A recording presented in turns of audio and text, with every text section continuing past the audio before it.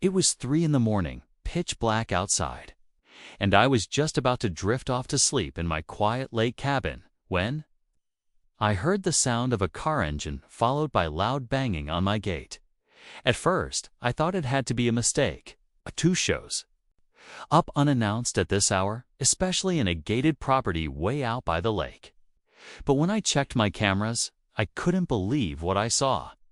It was the infamous HOA Karenyes, that Karen standing at my gate in her robe, phone in hand, demanding I come out and open it. I didn't even know she knew where I stayed. Apparently, she had followed me up here after claiming I violated community rules by escaping for the weekend. She called 911, telling them I was trespassing on my own land. At that point, I knew things were about to get weird when I finally stepped outside and approached the gate. The flashlight from the responding officer lit up the scene, and Karen's whole mood shifted the moment she saw my ID. Her face went pale. She looked like she wanted to vanish into the ground. But what made her show up at 3 a.m. in the first place? And what exactly did she tell the cops before I got there? Let's just say the full story gets even more unbelievable from here. You won't believe what happened next.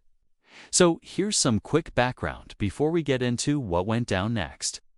This lake cabin has been in my family for years, quiet, peaceful, totally private. It's my escape from the chaos of the city and, let's be real, the drama back home. The property is fully legal, gated, and definitely outside the HOA's jurisdiction. That's important to remember now. Karen, she's the self-appointed enforcer of our neighborhood HOA, always patrolling, always writing notes, and somehow always finding something wrong, even if it doesn't involve her. She's been on my case for months. Last time, she complained about the color of my mailbox. Before that, it was a tree in my yard. But this was a new level. Apparently, she saw me leave town and decided to investigate, claiming that I wasn't allowed to stay on unauthorized property. She must have followed me all the way to the lake. She told the police I had broken into a cabin and that I was squatting.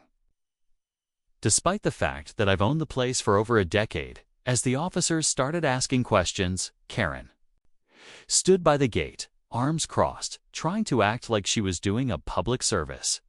But the more she talked, the more her story started to unravel. Still, I stayed quiet, letting her dig her own hole. What she didn't know was that the ID she'd soon see wasn't just a driver's license.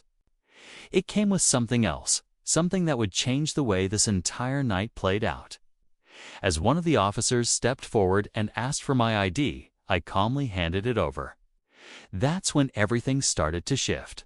Karen leaned in, trying to peek at it, probably expecting to catch me in some lie. But the moment the officer read it and looked back at me, his whole tone changed. He nodded, handed it back, and quietly said, "Thank you, sir." Karen caught that and froze. You see, I'm not just the owner of the lake cabin. I'm also a federal investigator. I don't flash that around because I like my peace and don't need the attention. But in moments like this, it tends to speak louder than I ever could. And now, Karen was standing in front of the gate of someone who not only owned the property, but had credentials she couldn't argue with. Still, that didn't stop her from trying to twist the story. She suddenly claimed she'd heard suspicious activity coming from the cabin earlier in the night. That's when one of the officers asked, from all the way back in town. Her face tightened. She knew she'd been caught making stuff up, but she wouldn't back down. Meanwhile, I noticed one of the deputies taking photos of the gate, the car she drove up in, even the tire marks where she'd pulled off the road. It was like they were starting a report on her. And that's when I realized this wasn't just a late-night scare. Karen had crossed a serious line, and things were about to get even messier. Karen started pacing by the gate, trying to save face. She kept saying things like, "I was just looking out for the neighborhood." And you never know these days who's sneaking around. But it was obvious she knew she'd messed up. Her voice was shaky, and the more the officers asked her to clarify her reason for being there, the more her answers started to contradict each other. One deputy asked if she had permission to be on the private road that led to my property. She went quiet. That road clearly marks no trespassing. Private access only, and yet here she was at 3 a.m., uninvited, banging on my gate like she owned the place. She had no good reason to be there, and now that was coming back to haunt her. I stayed calm, letting the officers handle it, but inside I was boiling. This wasn't just annoying, it was creepy. She had followed me miles out of town, tracked me to my family's cabin, and called 911 with false claims, all because she couldn't stand not being in control. It was turning from a neighborhood drama into something more serious. Then one of the deputies radioed in for a supervisor. That's when Karen's attitude changed. Her confidence vanished, and she quietly leaned against her car, looking down at her phone. She wasn't talking anymore. She knew this wasn't going away, and just when I thought it couldn't get any crazier, a second patrol car pulled up behind hers with someone inside who made everything even more intense. As the second patrol car came to a stop, Karen's face went pale again, but this time it wasn't because of me. Out stepped a county supervisor, someone I recognized from a town hall meeting months ago.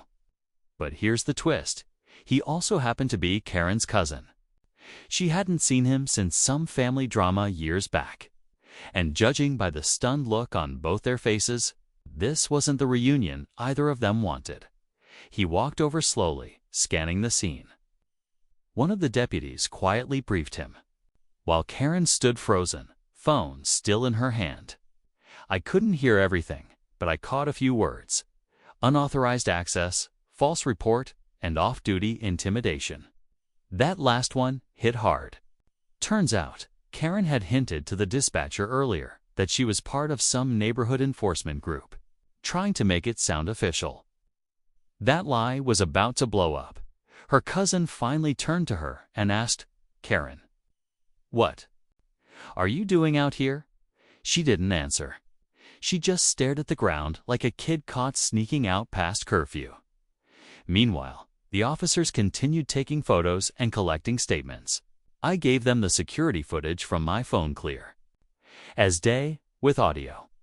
It didn't just show her trespassing. It recorded everything she said at the gate, including threats, false claims, and that 911 call. At that point, it wasn't just a neighborly dispute anymore. Karen might have triggered something way bigger than she ever expected. And it was. All on record, the county supervisor finally pulled Karen aside for a private talk. Though it wasn't exactly private, everyone could hear her voice rising as she tried to justify what she did. I was protecting the neighborhood, she kept saying, but her cousin wasn't buying it. He calmly told her that she had trespassed, filed a false report, and possibly abused emergency services. Then he said something that stopped her cold. "There will be a formal review." That's when the lead deputy approached me and said, "We're going to file an incident report. You won't need to worry about her showing up here again." It felt like a weight lifted, but I was still on edge, not because of what had happened, but what I just realized. As they walked Karen back to her car, I caught one of the younger deputies whispering to the supervisor. "She's done this before, right?" he asked. The supervisor gave a quiet nod. That's when it hit me.